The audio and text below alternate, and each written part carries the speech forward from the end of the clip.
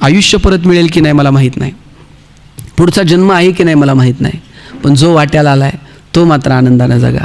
श्वास थांबला की मग काही उरत नाही. श्वास थांबायच्या आत आम्हाला जगून घेता येईल का, मला वाटतं त्याचा विचार. जेवायला बसलं का आजोबा सांगायचे ताटाच्या भोवती पाणी फिरवा. आम्ही आजोबांना म्हणायचो का फिरवायचं, ताटातले पदार्थ बदलतात का, बाजरीच्या भाकरीची पुरणपोळी होते का. आजोबा सांगायचे पदार्थ बदलत नाही, पण पदार्थाचा प्रसाद होऊन जातो आणि प्रसादाचा सन्मान ठेवायचा असतो. जेवायला बसलं तर आजोबा सांगायचे आभार माना. म्हटलं कुणाचे आभार मानायचे, ते म्हणायचे ज्यानं पिकवलं त्या शेतकऱ्याचे आभार माना, जिनं शिजवलं त्या तुमच्या आईचे आभार माना, आणि ज्यानं भूक दिली त्या भगवंताचे आभार माना. काय मजा होती हो, कृतज्ञता होती जगण्यामध्ये. सकाळी उठल्याबरोबर आजोबा सांगायचे हात जोडा आणि देवाला थँक्यू म्हणा. म्हटलं का, ते म्हणले अरे डोळे उघडायला येतं कोण, कित्येक जण रात्री डोळे झाकतात, सकाळी कित्येकांचे डोळे उघडत पण नाहीत.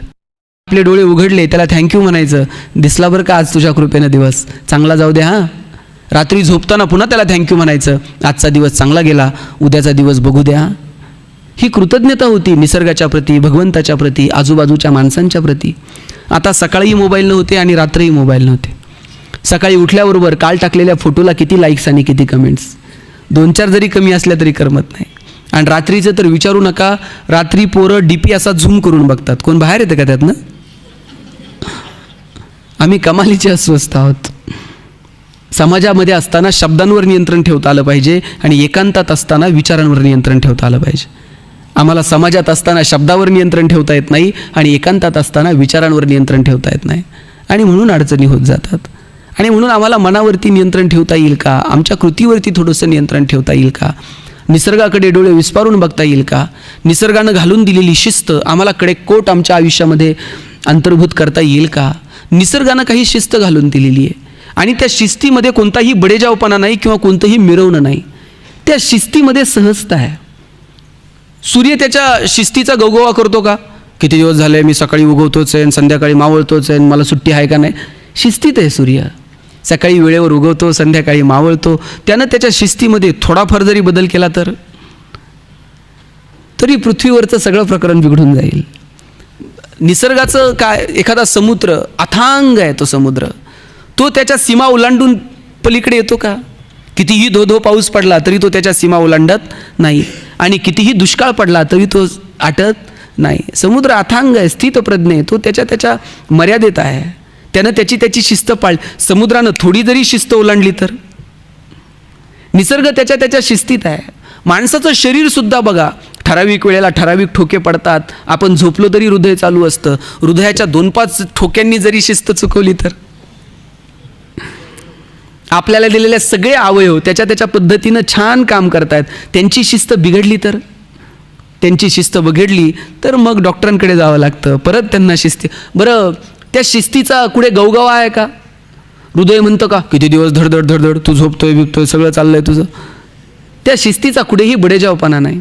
शिस्त असावी, पण त्या शिस्तीमध्ये सहजता असावी. सहजता हरून गेली आणि फक्त शिस्तीचा बडेजावपणा आला तरी आयुष्य दुःखी होऊन जातं. आणि शिस्तीच्या त्या बडेजावपणामध्ये शिस्त बिघडून गेली तरीसुद्धा आयुष्यात दुःख येतं. आणि म्हणून शिस्तीत राहता येईल का, संयमानं राहता येईल का, बडेजावपणा न मिळवता त्या शिस्तीचाही आनंद घेता येईल का, मला वाटतं हे जगता यावं. हे ज्यांना जगता येतं त्यांचं जगणं समृद्ध होतं. म्हणून आयुष्यातल्या छोट्या छोट्या क्षणांचा आनंद घ्या. भगवंतानं खूप सुंदर आयुष्य दिलं आहे. ते आयुष्य आम्हाला आमच्या शिस्तीत आणि त्या सहजतेनं जगता येईल का याचा विचार करा. माणसांना जपा, एकमेकांना वेळ द्या. माणसं जोपर्यंत जिवंत आहेत तोपर्यंतच त्यांच्याशी संवाद साधता येतो. एकदा माणसं निघून गेली का मग संवाद नाही. कोणाच्या तरी मदतीसाठी धावून जा, कुणीतरी तुमच्या मदतीसाठी नक्की येईल. लक्षात घ्या, निसर्गाचा नियम आहे, एक दाणा पेरला तर त्याचे 1000 दाणे उगवतात. आपण जर कुणासाठी थोडं केलं तर माणसं लक्षात ठेवतील की नाही मला माहीत नाही, पण निसर्ग मात्र ते तुम्हाला भरभरून परत करत असतो. द्रौपदीनं फक्त चिंदी गुंडाळली होती कृष्णाच्या करंगळीला. कृष्णाची करंगळी ज्यावेळेस कापली त्यावेळेस द्रौपदीनं मागचा पुढचा विचार केला नाही. साडी किती रुपयाची आहे, काय आहे, कशी आहे. पदर फाडला आणि कृष्णाच्या करंगळीला चिंदी गुंडाळली. त्या चिंधीच्या बदल्यामध्ये कृष्णाला धावून यावं लागलं. द्रौपदीला वस्त्र पुरवावी लागली आणि द्रौपदीचं रक्षण करावं लागलं. निसर्ग तुमच्या सगळ्या गोष्टींचा हिशोब ठेवतो आणि सगळा हिशोब इथंच क्लिअर करून जायचं आहे. आता वर गेल्यानंतर चित्रगुप्त हिशोब करील, पाप कितीन पुण्य कितीन, स्वर्गात टाकू. चित्रगुप्ताला एवढंच काम राहिलं आहे का आता? त्यानं आउटसोर्स करून टाकलं आहे खाली. ते तरी आता कुणाकुणाचा हिशोब ठेवल. त्यानं सांगितलं आहे मी वर तुमचा हिशोब करत बसणार नाही, खालचंच तुम्ही खालीच फेडून यायचं, येताना फक्त नीलचा दाखला घेऊन यायचा. ते फक्त दाखला बघून एंट्री देते, घ्यायचं की नाही, इथंच फेडायचं आता सगळ्या गोष्टी. आणि म्हणून निसर्ग कमालीचा आहे.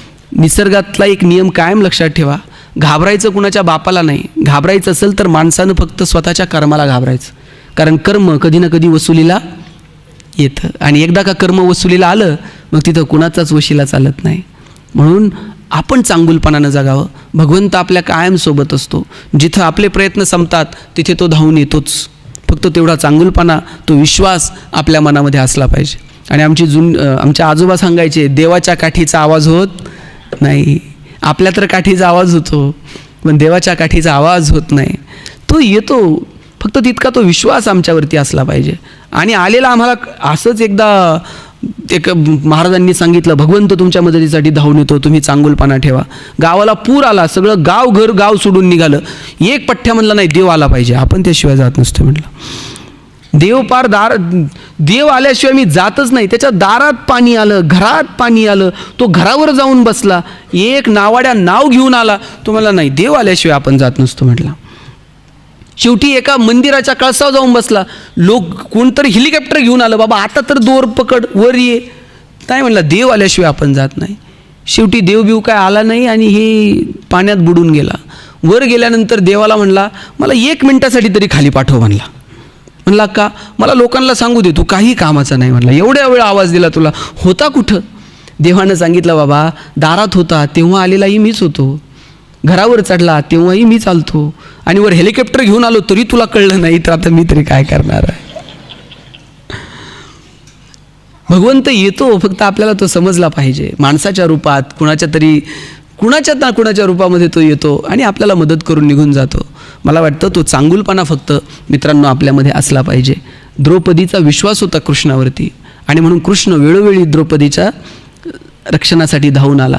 जेव्हा युद्ध सुरू झालं आणि भीष्म पितामह म्हणजे प्रचंड शूर, देवांना सुद्धा कधीतरी देवदानवांच्या युद्धामध्ये भीष्म पितामहांनी मदत केली. इतका रुबाब आणि इतकं वैभव, इतकं शस्त्रपारंगत, इतकं मोठं अधिष्ठान भीष्म पितामह यांचं होतं. आणि मग आत्तापर्यंत युद्ध सुरू झालं आणि युद्धामध्ये पांडवच सरस भरत होते. मग दुर्योधनानं भीष्म पितामहांना यांना सांगितलं, तुम्ही इतके शूरवीर आहात आणि अजूनही पांडव जिवंत आहेत, मला तुमच्या लढण्यातच कुठेतरी शंका वाटते. तुम्ही एकतर मनापासून लढत नाही आहेत, किंवा तुम्ही फक्त आमचा मान राखण्यासाठी फक्त आमच्या बाजूने आहात. मग असा थेट भीष्म पितामह यांच्या वागण्यावरच शंका घेतल्यानंतर भीष्म पितामह हे प्रतिज्ञेसाठी प्रसिद्ध होते.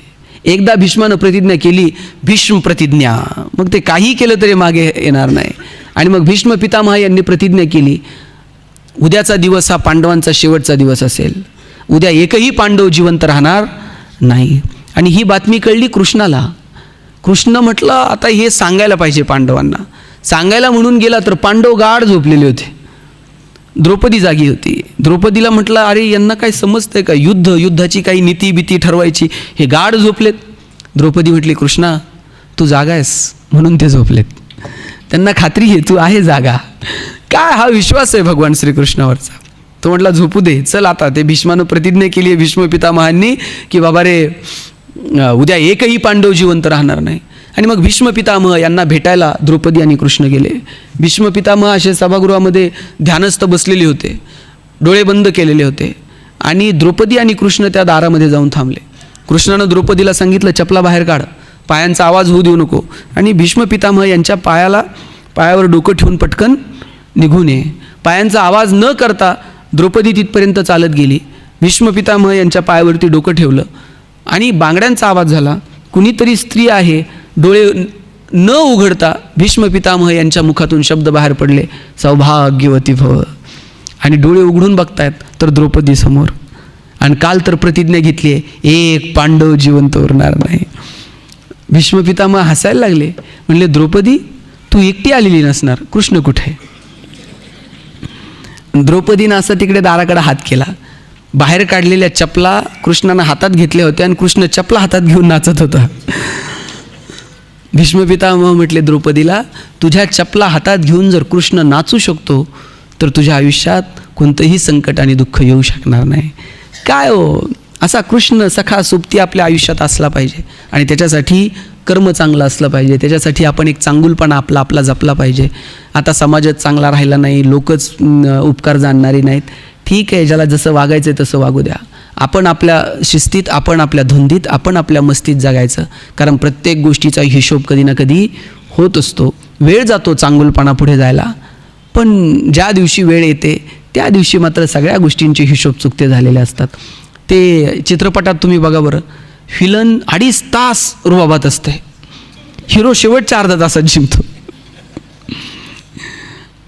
वेळ जाते परंतु विजय मात्र निश्चित आहे. आणि म्हणून मस्त राहा, छान जगा, आपल्या आपल्या सुखाच्या जागा ठरवा. इथे तिथे कुठे नेमकं सुख भेटणार आहे, मला वाटतं ते आपलं आपण नेमकं ठरवावं, अंतर्मनात डोकवावं. माझे आजोबा मला नेहमी गोष्ट सांगायचे, आपल्याला वाटतं हे मिळवल्यावर तर मिळेल, हे केल्यावर तर मिळेल, पण नेमकं कुठे आहे हे मात्र समजत नाही. आजोबा सांगायचे, एक दगडफोड्या होता, तो दगडफोड्या दिवसभर दगडं फोडत बसायचा. 2-5 रुपये मिळायचे, त्याच्यात त्याचं आयुष्य चालायचं. आणि आयुष्याच्या एका वळणावरती असताना त्या दगडफोड्याला देव प्रसन्न झाला आणि म्हटलं, आयुष्यभर दगडं फोडत राहिला, तुला काय मागायचं आहे ते माग. दगडफोड्या म्हटला, आता काय मागू देवा, आयुष्यभर दगडं फोडत राहिलो, 2 रुपये मला गाठीला बांधून ठेवता आले नाही, दिवसभर कष्ट करायचे तेव्हा माझं घर चालतं, आणि काय माझ्या जगण्याला किंमत आहे. त्यापेक्षा म्हटला, इथं गावात जर गुंठाभर जमीन घ्यायचं म्हटलं तर लाखानं पैसे मोजावे लागतात. आणि मी काय म्हटलं, मला हे तू माणूस म्हणून जन्माला घातलं ना, त्याऐवजी मला जर तू जमीन बनवलं असतं तरी मला वाटलं असतं की मला जमिनीला किंमत जास्त आहे, पण माणसाला नाही. देव म्हटलं, तुला जमीन व्हायचं आहे ना, तथास्तु. दगडफोड्याचं रूपांतर जमिनीमध्ये झालं. सूर्य उगवला, सूर्याची कोवळी किरणं अशी जमिनीवरती पसरली. कोवळ्या किरणांनी छान वाटत होतं, पण जसा जसा सूर्य डोक्यावरती आला तसं तसं अंगाची लाही व्हायला लागली. आणि मग म्हटला, देवा, हे जमीन बिमीन काय उपयोगाचं नाही, हे कुणी ताप सहन करायचा. म्हणलं, या जगात सगळ्यात सुखी जर कोण आहे तो सूर्य आहे. म्हणला, सगळ्या जगाला ताप देते, आपल्याला सूर्य बनव बरं. देवानं तथास्तु म्हटलं आणि जमिनीचं रूपांतर सूर्यामध्ये झालं. एक छोटासा ढग सूर्याला आडवा आला आणि सूर्याची किरणं जमिनीवरती पोहोचेनाशी झाली. मग म्हटला, देवा, हे काय म्हटलं, हे सूर्याचा उपयोग आहे. एवढ्या वर्षाच्या ढगानं जर सूर्याचं अस्तित्व संपणार असेल तर आज सूर्य कसला सुखी आला आहे. या जगात सगळ्यात सुखी जर कोण असेल तर ढग आहे, जरा ढग बनवतं ते का बघ. म्हटलं, देवानं तथास्तु म्हटलं, सूर्याचं रूपांतर ढगामध्ये झालं. ढगापासून पाऊस पडायला लागला, घरं पडायला लागली, झाडं कोलमडायला लागली. म्हटलं, देवा, ढग सगळ्यात ताकदवर आहे, काय ताकद आहे, घरं बिरं पडायला लागली, एवढी ताकद आहे कोणात. पण लांब त्यानं डोंगरावरती बघितलं, एक मोठा दगड किंचितचाही हलायला तयार नव्हता. आणि मग म्हणला, देवा, हा दगड जर किंचितचा हलायला तयार नाही, ह्या ढगात कसली ताकद आली. या जगात जर सगळ्यात स्थिर आणि सगळ्यात सुखी जर कोण असेल तर ते दगड आहे, जरा दगड बनवते ते का. तथास्तु म्हटलं, ढगाचं रूपांतर दगडात झालं. 2-4 दिवस त्या दगडाची स्थिरता अनुभवली. 5व्या दिवशी एक म्हातारा दगडफोड्या डोंगरावर चालत गेला, जोरात घनाचे घाव घालत दगड फोडायला सुरुवात केली. आणि म्हणला, देवा, या जगात सगळ्यात ताकदवर जर कोण असेल तर ते दगडफोड्या आहे, जरा दगडफोड्या बनवते ते का बघ. म्हटला, देवानं तथास्तु म्हटलं आणि दगडाचं रूपांतर दगडफोड्यात झालं. सुरुवात कुठून झाली ती, सुख सुख म्हणता म्हणता विश्व आणि आयुष्य चुटकीसरशी संपून गेलं, पण सुख नेमकं कुठे आहे हे मात्र कळालं नाही. ते अंतर्मनात आहे, आपल्या ठाईच आहे, फक्त ते बघायची दृष्टी आपल्याकडं असली पाहिजे. आणि ज्यांना ती दृष्टी, ती नजर सापडली त्या माणसांनी स्वतःच्या जगण्याचं तर सोनं केलंच, पण तुमच्या माझ्यासारख्या कित्येकांना जगण्याचा मार्ग दाखवला. ज्ञानोबा काय म्हटले, सर्व सुखाचे आगर बाप रुक्मा देवीवर. आणि ज्ञानोबारायांनी प्रतिज्ञा काय केली, अवघाची संसार सुखाचा करीन, आनंदे भरीन तिन्ही लोका. ज्या लोकांनी ज्ञानोबांच्या वाट्याला सुख येऊ दिलं नाही, आनंद येऊ दिला नाही, ते ज्ञानोबा प्रतिज्ञा करतात, अवघाची संसार सुखाचा करीन, आनंदे भरीन तिन्ही लोका. अरे, आमच्या वाट्याला नाही लोकांनी सुख येऊ दिलं, आमच्या वाट्याला नाही लोकांनी, ते ज्ञानोबा म्हणतात अवघाची संसार. ते असं नाही म्हणत माझं घर सुखी करेल, माझं कुटुंब समाधानी राहील एवढं मी बघल, माझ्या गावापुरतं बघल, माझ्या तालुक्यापुरतं, माझ्या मतदारसंघापुरतं असं नाही म्हणत. ज्ञानोबा म्हणतात, अवघाची संसार सुखाचा करीन, आनंदे भरीन तिन्ही लोका. काय व्यापकता आहे, काय बोलण्यातलं काय धाडस आहे ज्ञानोबारायांचं. मला हेवा वाटतो या लोकांचा की सगळ्या संसाराला आनंदानं भरून टाकू अशी प्रतिज्ञा करतात. तुम्ही बघा, ज्ञानोबारायांचा हरिपाठ आहे, त्या हरिपाठामध्ये एक ध्रुवपद आहे, तो हा विठ्ठल बरवा, तो हा माधव बरवा. लहानपणापासून आपण हरिपाठ ऐकत ऐकत लहानाचे मोठे झालेली माणसं आहोत. तो हा विठ्ठल बरवा, तो हा माधव बरवा, तो हा शब्द ऐकताना एक वाटायचा, पण नंतर नंतर कळलं कदाचित ज्ञानोबारायांना असं म्हणायचं आहे, तो आणि हा एकमेकांपेक्षा वेगळा नाही. आपल्याला विटेवरती उभा असणारा तो कळतो, पण अंतर्मनात दडलेला हा समजत नाही. कित्येक जण याच्या भोवतीच फिरत बसतात, पण विटेवर उभा असणारा तो समजत नाही. तो आणि हा एकमेकांपेक्षा वेगळा नाही हे ज्याला समजलं त्याचं जगणं सुखी आणि समृद्ध झालं. तुम्हाला दृष्टांत देतो, तो चुकला तर हा चुकणार आहे, आणि हा चुकला तर तो चुकणार आहे. दोघंही एकमेकांवरती अवलंबून आहेत.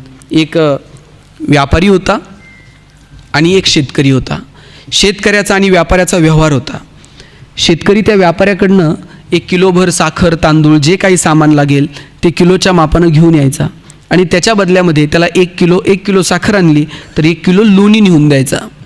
आणि 9-10 वर्ष दोघांचा व्यवहार सुरू होता.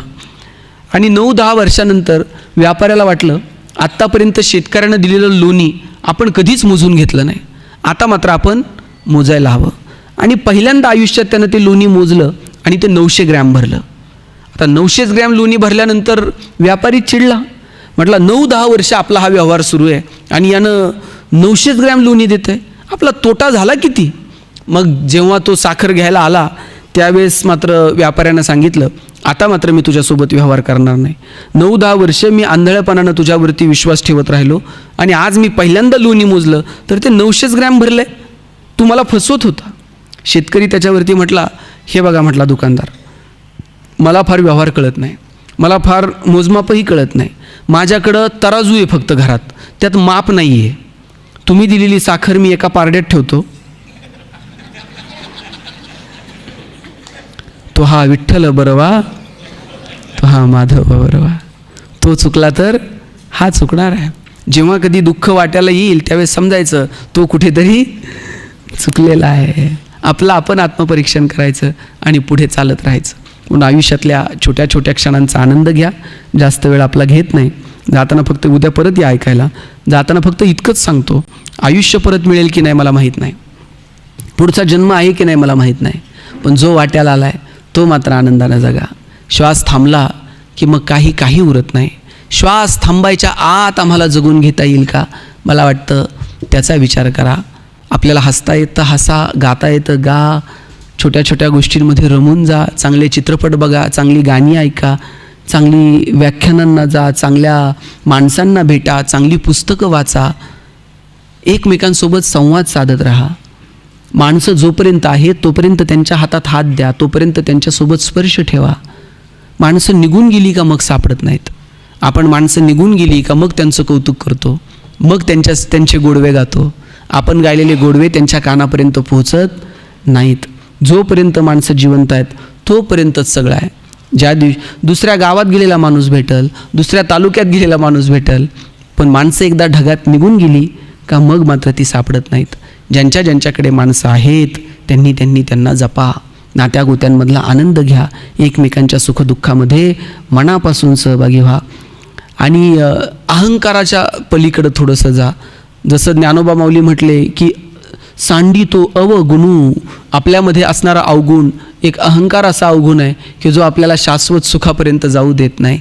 मला वाटतं तो अहंकार बाजूला ठेवला की मन मग स्थिर होतं. मन स्थिर न होण्याचं कारण जर कोणतं असेल तर आमच्या ठाई असणारा अहंकार आहे. आणि म्हणून मन स्थिर करण्यासाठी प्रयत्न करा. अहंकाराला थोडंसं संन्यासत्वाची व्याख्या करायची वेळ आली तर ज्ञानोबा म्हटले, आणि मी माझी ऐसी आठवण विसरले जायचे अंतःकरण, पार्था तो संन्यासी जाण निरंतर.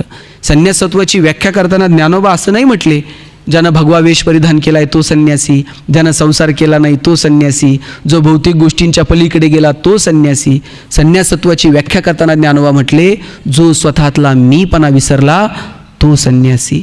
अहंकार सोडता आला, मीपणा बाजूला ठेवता आला का मग छोट्या छोट्या गोष्टींचा आनंद घेता येतो. तुम्हाला एक दृष्टांत सांगतो. एक धोबी असा एक भगवा वेश परिधान केलेला, ज्याला आपण वरवर संन्यासी म्हणतो, ज्यानं लग्न वगैरे केलेलं नाही, असा एक संन्यासी रस्त्यानं चाललेला होता. त्याला एक सोन्याची अंगठी सापडली.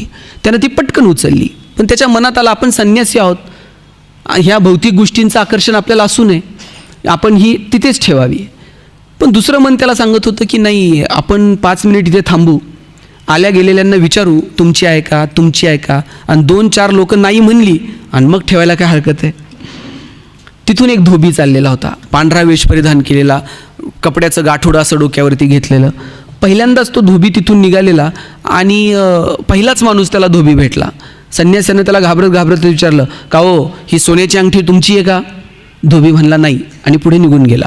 याला बरं वाटलं, एक जण तर नाही म्हणले, आता फक्त 2 जणांना विचारायचं म्हणलं. धोबी 4 पावलं पुढे गेला आणि त्यानं परत मागं वळून बघितलं आणि त्या संन्यासाला म्हटलं, का हो महाराज ही अंगठी तुम्हाला त्या पलीकडच्या दगडाजवळ सापडली. ते हो तिथंच सापडली. तुला कसं माहीत. नाही म्हटलं, मी रोज ह्याच रस्त्यानं जातो, कालच दिसली होती, माझी नाही म्हणून मी घेतली नाही, इतकंच. खरा संन्यासी कोण. वरवरच्या अंगानं आमचं वागणं नाही ठरत, आपण अंतर्मनातून त्या गोष्टींपासून लांब गेलेलो आहोत का. मला वाटतं ही गोष्ट महत्त्वाची असते. म्हणून छोट्या छोट्या गोष्टींचा आनंद घ्या, अहंकार बाजूला ठेवा आणि सामान्यपणे श्वास थांबायच्या आत जेवढं जगता येईल तेवढं जगून घ्या. जाताना इतकंच सांगतो, आयुष्याच्या कोणत्याही क्षणाला रिटेक नाही, आयुष्याच्या कोणत्याही क्षणाला वन्स मोर नाही. तुम्हाला वाटलं माझं भाषण पुढं ढकलावं, ढकलता येणार नाही. घरी गेल्यानंतर वाटलं परत ऐकावं, परत ऐकता येणार नाही. आयुष्याचा कोणताही क्षण पुढं ढकलता येत नाही आणि आयुष्याचा कोणताही क्षण रिव्हर्स करून बघता येत नाही. म्हणून जे क्षण आपल्या वाट्याला आले ते आनंदानं जगावेत. छोट्या छोट्या क्षणांचा मनापासून आनंद घ्यावा. श्वास थांबला की सगळं संपलं. म्हणून हसत राहा. फक्त माणसालाच हसता येतं, जनावरांना हसता येतं का. शिनकूर करायला तुम्ही गोठ्यात गेलाय आणि एखाद्या म्हशीनं छान स्माईल दिली, असं झालंय का. म्हैस म्हणते का प्लीज वेलकम इन गोठा विथ स्माईल. तुम्ही कधी साहेब गाढवाला हसताना बघितलंय का. ज्या दिवशी गाढव हसायला सुरू करेल त्या दिवशी समजायचं गाढवाचा प्रवास मानवत्वाकडे सुरू झाला, आणि ज्या दिवशी माणूस हसायचं बंद करेल त्या दिवशी समजायचं माणसाचा प्रवास तुमचं तुम्ही ठरवा काय असेल.